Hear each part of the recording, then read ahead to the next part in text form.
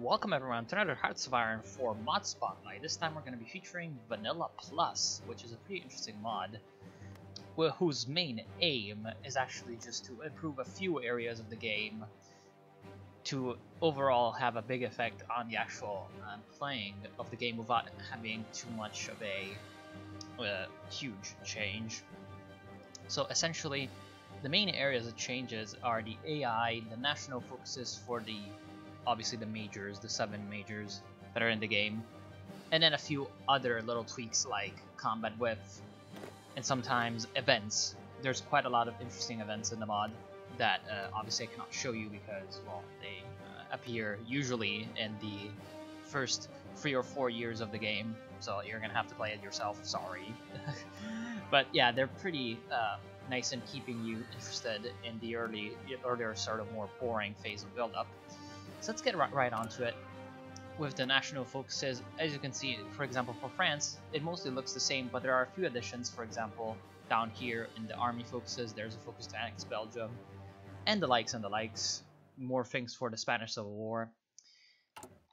And this is pretty much the case for all the majors. It wasn't really as much of a huge sort of rework as it is one that kind of aims to change a few of the aspects. For example, over here you get a little bit of a bonus for the UK to send troops to France over here in one of the focuses, and essentially that is also kind of meant to help the AI sort of do some of the things that normally in the game it can't, but they're pretty historical. So that's really my experience with it.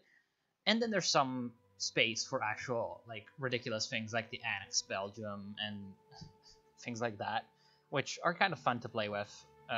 If you don't like that kind of stuff, it's okay. But yeah, the mod doesn't really change nothing too ridiculous. So I feel like there's mods that do way worse in that regard. There's also a few other focuses for Germany, for example, the Atlantic Wall after around Maginot, and a whole bunch of stuff. The Alpenfestung to secure the border with Austria, and obviously a lot of interesting stuff in the diplomacy as well. In terms of diplomacy, I think they changed some things about how countries actually join factions. I think they reduced the likelihood of that happening, to have, for example, the Baltic states not always join the Axis, and Hungary not always join the Axis. And I believe Hungary now is non-aligned. Yeah, they are non-aligned. Oh, wait. Was that they who did this, or was it a patch? Not sure. Well, there's a new icon for non-aligned, apparently. Okay. Then they also changed, I believe, Japan. Not really sure how. Well, they obviously added Manchukuo, as you can see, which is interesting. Manchukuo is oh wow, they actually did it really well. They did the portrait like completely according to the style of Hearts of Iron 4. They have the normal focus tree, okay. And yeah, essentially Japan is mostly a little bit less. Oh, they've got Indian National Army. That's interesting. So yeah, they've actually changed Japan quite a bit, which is good because I feel like the Japan focus tree was fairly weak in the standard game. Not in terms of actual like effectiveness, it had a few good points about it, but in general, I feel like the focus tree for Japan was a little bit underwhelming comparatively to the other major focus trees. Soviets got a little bit of a change. They had a little bit of a change also in terms of the Trotsky-Stalin thing, which the publishers Paradox also did, I believe, in the last patch, but yeah, World Revolution on the likes of this. And it's pretty much for the other areas the same, so nothing too weird over there. And I believe the United States also got a few changes. Scientist Haven, no, I feel like that was already there. Project Manhattan. These are definitely new. Oh no, these are new. Okay, they just changed the icon there. Okay, so it looks like the United States didn't really get anything too big. Okay. And other than that, the main changes are, as I've said, to combat with. There are more. There's obviously a bigger combat with in provinces, and in general to the AI's priorities when it comes to production, reinforcement, and also division building, which is I feel like the best change of the mod. I've played a little bit with it, and I've seen the AI play. I've done a little bit of an observer game, and the AI does seem to perform better in this mod, which is, well, exactly what I'd want a mod like this to do, mainly, is to help out the AI in any kind of way possible. And so that's why I feel like it's definitely worth playing, at least. Wait, I forgot about Italy. Is there anything for Italy? Doesn't look like it, not on the left-hand side. This one is new, extra research slot. But other than that, Italy was already fine, so that's okay. And now I'm just gonna go ahead and read a few of the things that they put on their changelog, of things that they changed that I cannot really show it to you right away. Well, actually, there's one thing I need to show you, is the new text.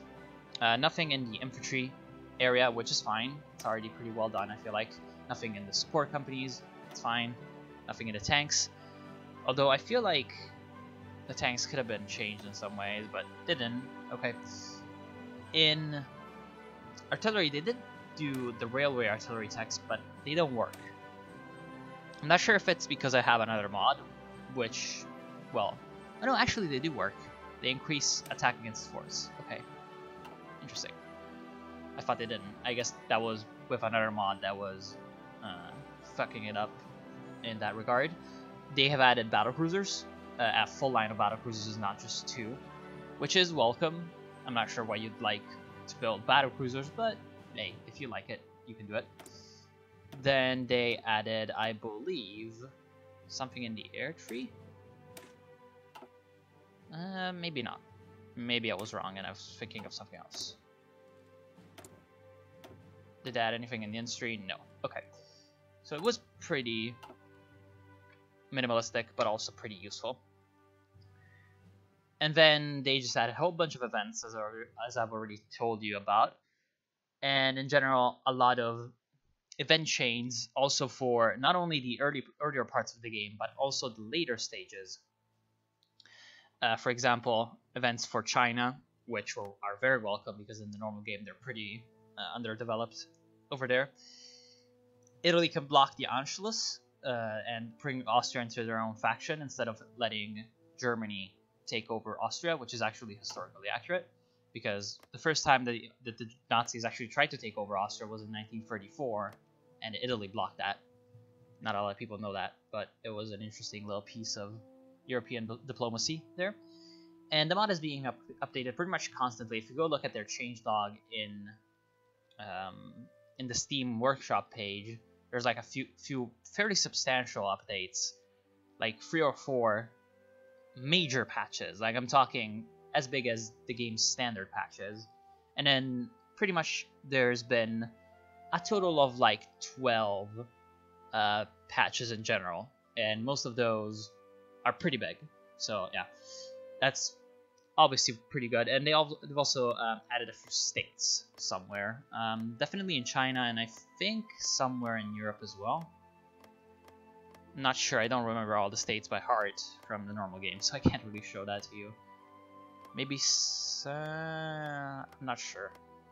Well, they definitely say they added states, so I'm gonna take their word for it, okay? The Orkney Islands are a state. If you like the Orkney Islands, I don't know. Any fan of that? And then, what else?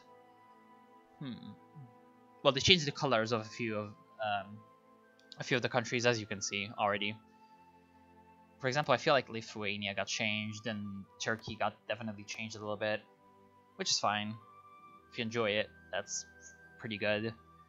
Also, Spain, now once the Spanish Civil War is over, they will have a recovering from the Civil War modifier, which prevents them, or rather prevents the AI from joining factions after the Spanish Civil War is over, which is realistic and pretty actually welcome for, because normally in the standard game, National Spain would pretty much join the joined the Axis pretty much every game, which was quite annoying. I mean, it wasn't anything too big, but it was quite annoying to actually see pretty much every game, even though it was, well, kind of unrealistic. And then they changed a few of the laws as well, which I forgot to mention.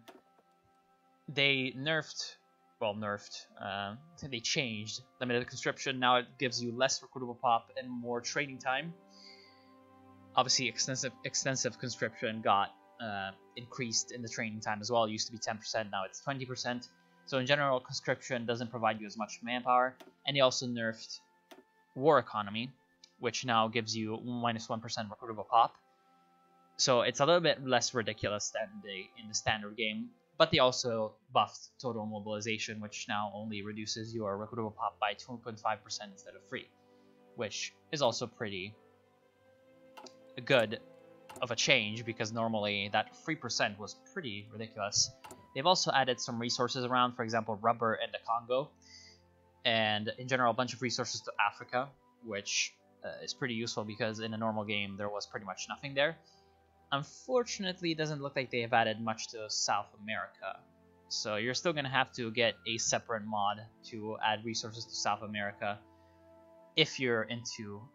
actually, they did add a lot of aluminum here. Not sure if that was already in the game. Of course, being in the UK, yeah, you're not gonna have the access to that unless you're playing as the UK.